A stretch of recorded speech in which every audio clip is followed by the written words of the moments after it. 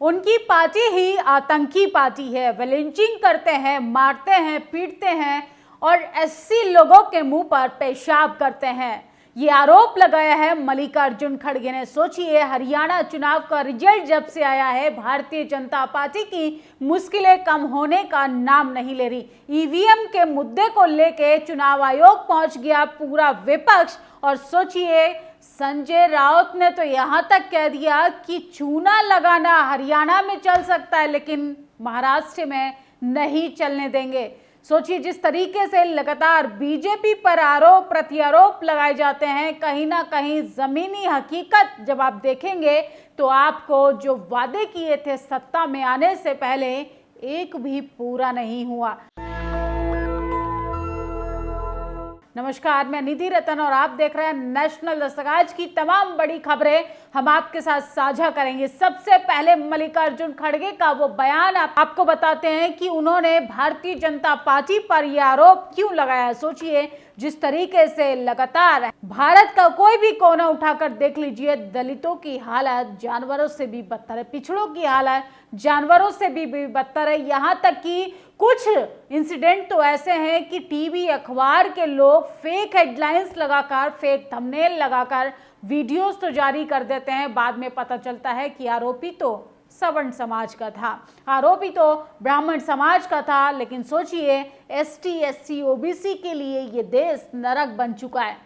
ये सरकार किस तरीके से उनका शोषण कर रही है, इस पर मल्लिकार्जुन खड़गे ने जमकर निशाना साधा है। ये तस्वीर देखिए, तस्वीर है बिहार के बक्सर की। बक्सर में लगा अनोखा सम्राट मंडप, जहां आपको तथागत बुद्ध के साथ साथ अखंड भारत के प्रथम चक्रवर्ती सम्राट की प्रतियां देखने को मिलेंगी और आपको गौरवशाली इतिहास का परिचय दे रही हैं। जो भी पहुंच सकता है अवश्य पहुंचे, क्योंकि आपका वास्तविक इतिहास यही है जिसे सुनकर आपके रगों का जाम खून जो है वो चालू हो जाएगा। तो सोचिए, आज 12 अक्टूबर है, अशोक सम्राट की विजयदशमी के रूप में मना रहा है पूरे देश में, पूरे सोशल मीडिया पर अशोक सम्राट की आज विजयदशमी को तमाम लोग जो हैं वो सेलिब्रेट करें। आज ही के दिन कलिंग युद्ध को जीतकर अशोक सम्राट ने बौद्ध धर्म को ग्रहण किया था। रिपोर्ट के बाद आने पर यह साफ हो जाता है कि क्या करने की ज़रूरत है और कैसे करना है। हरियाणा में जो कुछ भी हुआ, हम उस घटना से संबंध में एक बैठक कर रहे हैं।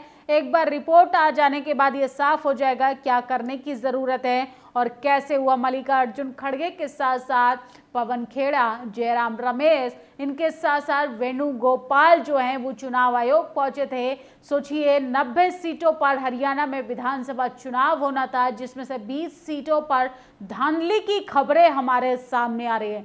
ईवीएम में जिस तरीके से बैटरी को लेकर लगातार सवाल उठाए जा रहे हैं, उसमें चुनाव आयोग से लेके केंद्र सरकार तक घिरती हुई नजर आ रही है। और ये है सपा सांसद इकरा हसन, ये किसान आंदोलन पहुंची और सोचिए उन्होंने क्या कुछ कहा। भाजपा के साथ ना आज है, न कल है, न कभी हो सकता। तो सुना आपने, सपा सांसद इकरा हसन ने धरने पर बैठे किसानों के बीच पहुंचकर उनकी मांगों का समर्थन करते हुए कहा कि जो आपका वोट लेकर सत्ता में बैठे हैं उनको आपकी समस्याओं का समाधान करना चाहिए। मैं विपक्ष में हूं और आपके साथ यहां आकर बैठ सकती हूं। और सोचिए, किस तरीके से आए दिन रेल दुर्घटना में हमारा देश अव्वल दर्जे पर पहुंच चुका है। इसके लिए तो मोदी जी को बधाई देनी बनती है। उन्हें कोई मतलब नहीं है जनता की जान से, चाहे गरीब जनता जो है तिल तिल कर मरने के लिए मजबूर ना हो जाए। लेकिन क्या करें, रेल तो पलट सकती है। इस देश में किस तरीके से तमाम नेता जो हैं वो अपनी गलतियों से पल्ला झाड़ने का काम करते हैं। सोचिए, उन्हीं के मोदी सरकार में मौजूदा केंद्र मंत्री राजीव रंजन का कहना है कि अरे रेल दुर्घटना तो होता रहता है। यह है बीजेपी का चाल चरित्र और चेहरा। मोदी सरकार के 126 दिन, 15 रेल हादसे, 21 लोगों की मौत, 131 से ज्यादा लोग घायल। रेल मंत्री, ये छोटी छोटी घटना है। और सोचिए, केंद्र मंत्री का कहना है कि ये रेल घटना जैसी तो छोटी मोटी घटनाएं होती रहती हैं।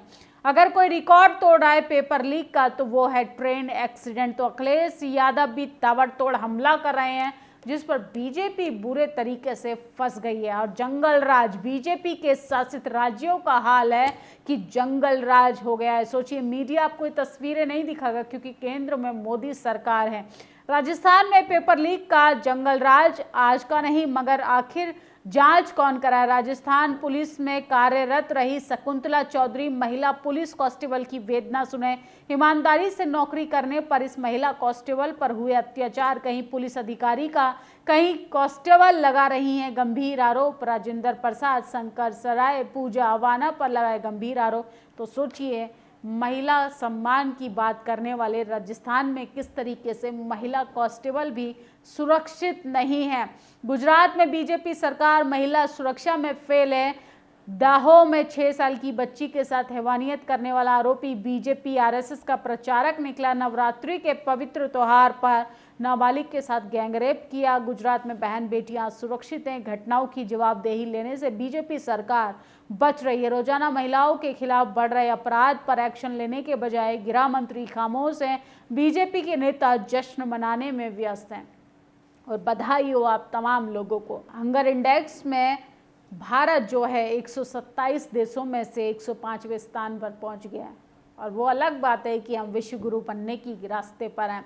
ग्लोबल हंगर इंडेक्स 2024 की लिस्ट में भारत 127 देशों में से 105वें नंबर पर है। रिपोर्ट से साफ है कि देश की बड़ी आबादी भयंकर गरीबी, भुखमरी से जूझ रही है। देश का गरीब तबका दिन रात की मेहनत के बाद भी अपने परिवार का पेट नहीं पाल पा रहा है। मोदी सरकार इन आंकड़ों से पल्ला झाड़ लेगी ये तय।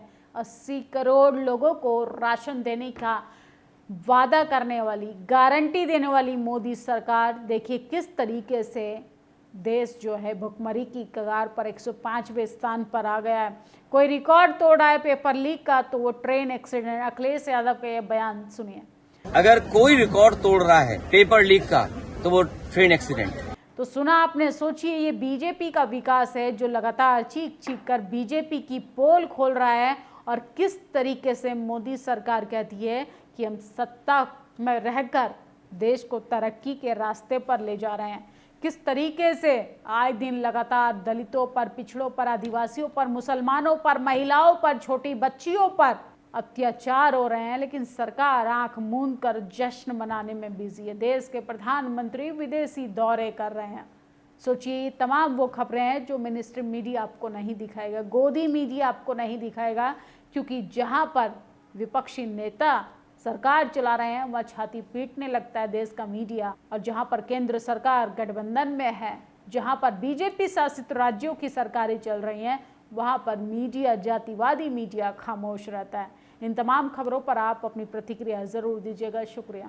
नेशनल दस्तक की आपसे गुजारिश है कि अगर इसको बचाना चाहते हैं तो नेशनल दस्तक को सब्सक्राइब करने के लिए रेड कलर के सब्सक्राइब बटन को दबाएं, फिर बेल आइकन की घंटी दबाएं। नेशनल दस्तक को बचाने के लिए बहुत जरूरी है कि हर खबर को शेयर करें, लाइक करें, कमेंट जरूर करें।